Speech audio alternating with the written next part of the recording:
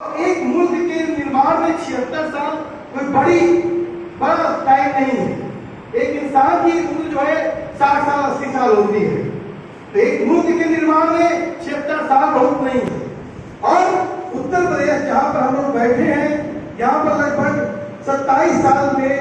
लगभग जो दो सामाजिक न्याय की जो राजनीतिक पार्टियों ने उनका सत्ता रही है, उसमें भी बीच में हमारे आपसी अंतर विरोधों का एक फायदा उठा करके मनवादी पार्टियों ने बीच में आती जाती रही है। तो मुझे लगता है कि अगर हम जब बात कर रहे हैं पेरियार साहब की, तो पेरियार साहब का दौर और आज के दौर में हम क्यों याद कर रहे हैं पेरियार साहब को? आज जो तर्क की बात है, अंधविश्वास की बात है, रूढ़ियों की बात है, ये बात पेरियार साहब ने उस दौर में समझा। और ये जो मौजूदा गवर्नमेंट है, इस गवर्नमेंट में कुछ नामों को हमको नहीं भूलना चाहिए। अगर हम पेरियार साहब को याद कर रहे हैं, इस मौजूदा गवर्नमेंट में नरेंद्र होलकर, भंसाले, कलबुर्गी, गौरी लंकेश, ये वो लोग थे जिनको जो मौजूदा सत्ता है इनको उनकी गोलियों का निशाना बनाया। जो बात हम कहते हैं हम गोडसे की औलाद नहीं है, हम बिरसा मुंडा की औलादे हैं, हम कमल झेल लेंगे, जेल झेल लेंगे। और लालू प्रसाद कुशवाहा ने बोला था इस बात को, एक पीढ़ी मारी जाएगी, दूसरी पीढ़ी जेल जाएगी और तीसरी पीढ़ी राज करेगी। लेकिन अगर राज करने में भी अगर हमने तमाम जो समझौता परस्त हम करेंगे, शैलेंद्र एक गीत लिखते हैं नेहरू काल में कि समझौता कैसा समझौता, हमला तुमने बोला है। मतलब साफ साफ कर रहे, अगर आप कंप्रोमाइज करेंगे, समझौता करेंगे। एक पाकिस्तान के शायर है हबीब तालिब, और इस मंच में बोल रहे थे, पीछे से एक आदमी उनका कुर्ता खींचने लगा, कहा कि मौका नहीं है। तो हबीब तालिब साहब ने बोला कि मैं मौका परस्त नहीं हूँ, मैं मौका परस्त नहीं हूँ कि मैं मौके को लेकर बोलूं। तो मुझे लगता है कि जब हम बात कर रहे हैं पेरियार साहब की, तो पेरियार साहब का जो दौर है, जो आत्मसम्मान का, स्वाभिमान का, बहुजन मुक्ति का जो सवाल, और उन्होंने जो मनुवाद का जो कम्युनिकल जो ऑर्डर है, उसमें जो धर्म का जो पूरी सत्ता है, किस तरीके से वो जो पुरुषों को, महिलाओं को, खासतौर पर उन्होंने महिलाओं को बहुत सारी बातें बोली। और वो जो धारा निकलती है, मैं चंद्रभूषण जी का बहुत आभार व्यक्त करता हूँ कि यादव शक्ति पत्रिका के माध्यम से तमाम बहुजन लोगों ने पिनाई सिंह यादव पेरियार से लेकर वहां से लेकर तमाम लोगों की बातें ले गए। जब आते हैं हम, तो आते हैं आजादी के दौर में, और आजादी के दौर में ललई सिंह पेरियार जो कि अमेरिकाई फिलॉसफी के हैं, बौद्धिक फिलॉसफी के हैं, और वो क्या लाते हैं, सच्ची रामायण। ये वही दौर था कि जब राम स्वरूप करना वही से डिबेट होती है, से और आर्य संघ की स्थापना होती है, बहुत धार्मिकता का दौर था। और ये वही दौर है जब बाबू जगदेव प्रसाद कुशवाहा कहते हैं कि अब की सावन भादों में गोरी कन्हैया कादों में। मतलब इस देश में लैंगिक समानता के बगैर हम किसी समानता की स्वतंत्रता की बात नहीं कर सकते हैं। आखिर में ये जो दौर था पेरियार से शुरू हो रहा है, हम आजादी के दौर में आ रहे हैं। आजाद भारत में एक दौर चल रहा है, एक तरफ राम प्रताप यादव विधानसभा पर रामायण चला रहे हैं, एक तरफ राम स्वरूप वर्मा रामायण पढ़ रहे हैं। और आज स्टालिन के बेटे उदयनिधि बोलते हैं, वो युवा कल्याण मंत्री हैं, खेल मंत्री हैं, और उन्होंने सदाचार पर टिप्पणी कर दी। इस देश में हाहाकार मच गया। इस देश में आप देखिए, अखबार को पढ़िए, हमारा संगठन लगातार इस सवाल को एड्रेस करता है। इस देश में हर दिन फेसबुक पे टिप्पणी के नाम पर कि आप देशद्रोह कर दिया, किसी पीएम पे बोल दिया, सीएम पे बोल दिया, किसी धर्म पे टिप्पणी बोल दिया, और अभिव्यक्ति की स्वतंत्रता के नाम पर लगातार दलित, ओबीसी, माइनॉरिटी के लोगों को जेलों में डाला जाता है। और एक तरफ हिंदू राष्ट्र की जो बात कर रहे हैं उनके ऊपर कोई कार्रवाई नहीं की जाती है। और एक बरेली में अभी मामला हुआ कि एक जो धीरेन्द्र शास्त्री बागेश्वर धाम वाले हैं उनके ऊपर एक लड़के ने टिप्पणी कर दी, मुस्लिम लड़के ने, कि हिंदू राष्ट्र की जो बात कर रहे हैं वो गलत है, तो उस लड़के को अरेस्ट कर दिया गया। बताइए,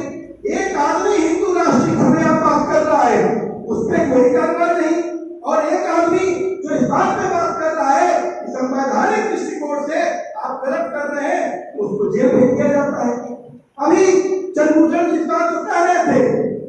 संविधान के लेकर बात कर रहे थे, ये हमारे देश में एक कानून है, बहुत पॉपुलर तौर पे उसको कहते हैं, क्या कहते हैं, लव जिहाद। और उसको जब आप उस पर पढ़ेंगे तो धर्मांतरण को लेकर कानून है, और उस कानून में क्या है, वो कानून कहता है कि अगर राजीव यादव अगर धर्मांतरण करते हैं तो इनके ऊपर 5 साल की सजा और 15,000 रुपए जुर्माना, और अगर आरपी गौतम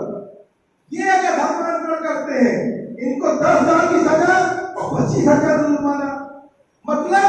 गैर दलित और आदिवासी अगर धर्मांतरण करता है तो उसको ज्यादा सजा है, ज्यादा जुर्माना है, और कानून किसके लिए बना है,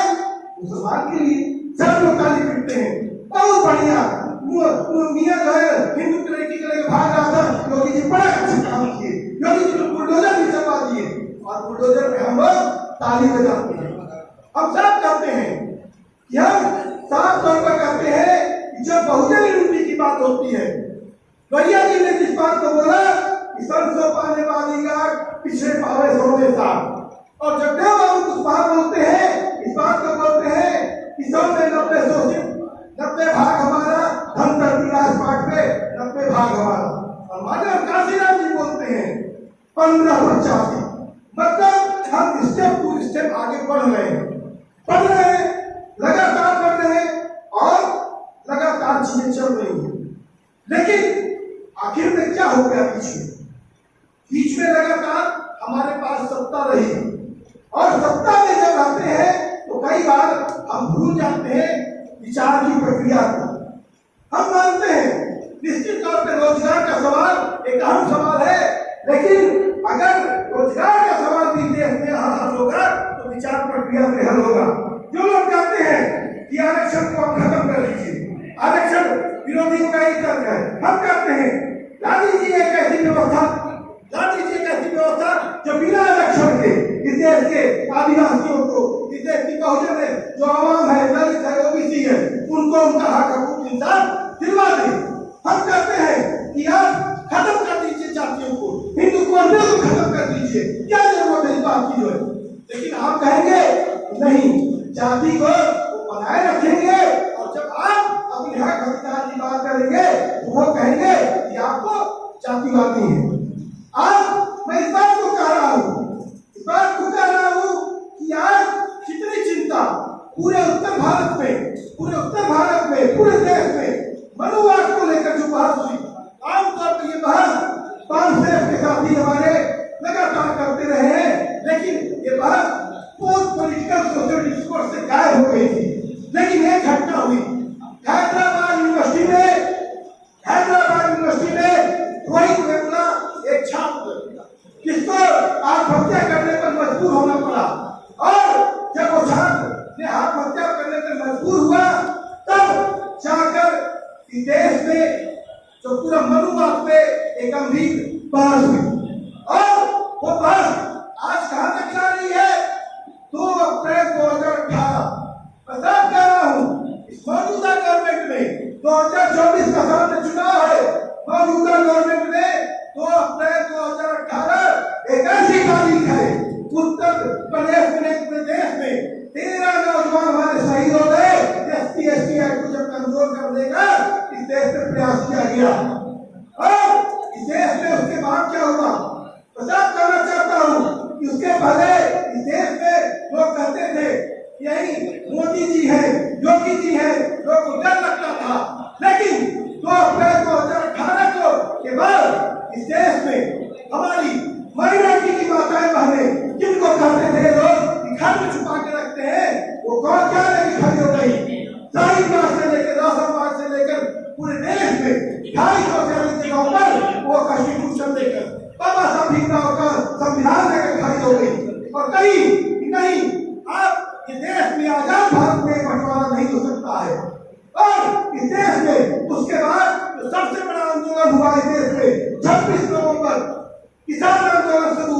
26 नवंबर की तारीख क्या है? 26 नवंबर की तारीख संविधान दिवस है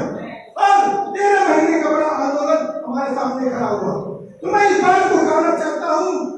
ये बातें बहुत सी हैं, भैया पीछे खड़े हैं, लेकिन मैं छोटी छोटी बातों में एक दो बातों को मैं रखते हुए अपनी बात को समाप्त कर देगा कि आज जब हम लोग बात कर रहे हैं और जो सब्जेक्ट भी है कि डेमोक्रेसी डेमोक्रेसी, हम साथ कर रहे हैं इस बात को लेकर, हम इसको मजबूती से कर रहे हैं कि डेमोक्रेसी गिव एंड टेक का फार्मूला है। हम आपको देंगे तो क्या लेंगे। आज 76 साल पहले हमसे इस बात को बोले कि देश में संविधान बनाना है, लोकतंत्र बनाना है, और 76 साल बाद हम आप हमसे कह रहे हैं कि संविधान बचाना है, लोकतंत्र बचाना है। हम आपसे सवाल करेंगे कि आज इस देश में 42% भूमि पर सबड़ हिंदुओं का कब्जा है और मात्र 8% पे पूरे मुसलमान, चाहे पसमानदा है चाहे सबड़ है, उनका कब्जा है और 11% दलितों के पास है, चाहे उतनी जमीन उनके पास कब्जा नहीं होगी और मात्र 31% जमीनों पर यहाँ ओबीसी का कब्जा है। आज इस देश में जातिगत जनगणना आखिर में क्यों नहीं हो रही है? मंडल कमीशन की जो सिफारिशें हैं उनको क्यों नहीं लागू किया जा रहा है? मंडल कमीशन की सिफारिश से आरक्षण की सिफारिश नहीं थी। मंडल कमीशन की सिफारिशों पे विस्तार से हम लोग बात कर सकते हैं, लेकिन साथियों मैं यही कहूंगा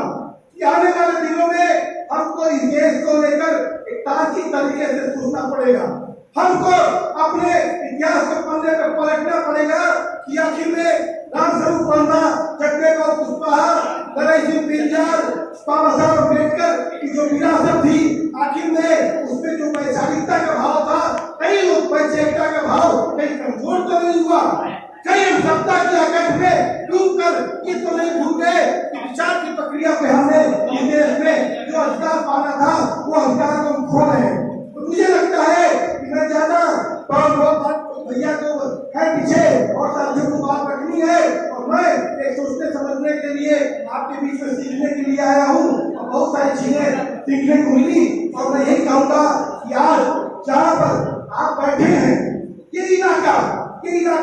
2007 से चल रहा था और हमारी फिल्म में आप यूट्यूब पर सर्च कर लीजिएगा, आज बुद्ध गोरख कबीर की एक धरती है। आज जो ये विचार है इस विचार पर भी मनवादियों का हमला है। मनवाद कब्जा कर रहा है, सिर्फ मठों मंदिरों को नहीं कब्जा कर रहा है, विचारों को कब्जा कर रहा है। अगर इन विचारों को आप नहीं बचा पाए तो ये डेमोक्रेसी में संविधान को आप नहीं बचा पाएंगे और आने वाले दिनों में हमको साफ साफ कहना पड़ेगा हम अपने हक अधिकार, अपने जो संविधान का जो सवाल है, अपना तर्क का सवाल है, हम इसको किसी भी कीमत में नहीं छोड़ेंगे और साथ में इस बात को भी कहना चाहेंगे, एक मिनट मुझे और कर दीजिएगा कि आज हम जब तर्क और अंधविश्वास की बात कर रहे हैं तो आप सिंपल सोचिए कि आज हम लोग देखे, मैं एक डॉक्यूमेंट्री शूट कर रहा था इसी गोरखपुर में 2007 के दौरान, या मामूली सा छठ का प्रभाव था, लेकिन छठ आज पूरी जगह पर बढ़ गई है। आज कांवड़ पूरे क्षेत्र में बढ़ गया है। क्या कारण है? उसमें बहुत सारे वक्ताओं ने मुझसे पूर्व में भी बहुत अच्छी बात कही है, लेकिन मैं कहता हूँ क्या कारण है इसका? इसलिए कि जो पिछले दिनों में हमारी सत्ता थी उसमें हमने अंधविश्वास, रूढ़ियों, जो धार्मिक अंधविश्वास है उसको लेकर हमने बहुत कुछ ज्यादा काम नहीं किया। हमने क्यों नहीं यहाँ पर दलाई सिंह पेरियार से लेकर बाबा साहब अम्बेडकर से लेकर तमाम जो भी विचारक थे, आज इनके लोग लेकर शोध संस्थान खोले, इनको लेकर हमने रिसर्च करवाते। आज तो स्थिति यह है हमारे विचारकों के, अगर आप देख लेंगे उनके यूट्यूब का शुक्रिया अदा करते हैं, वहां से बहुत कुछ मिल जा रहा है, लेकिन उनके विचार प्रक्रिया हम तक नहीं मिल पा रही थी। मुझे साफ कहना है कि अगर रामायण को लेकर हम दलाई सिंह से लेकर रामस्वरूप वर्मा ने उस समय अगर सोचा था और पेरियार साहब ने धर्म पर जो घात को किया था, तो जानते थे कि एक ऐसी चीज है कि हमको गुलाम करेगी और अगर जो चीज गुलाम करती है तो अगर आजादी पाना है तो उससे हमको घर उसको खत्म करना पड़ेगा, उसको अपने लोगों से दूर करना पड़ेगा, उसके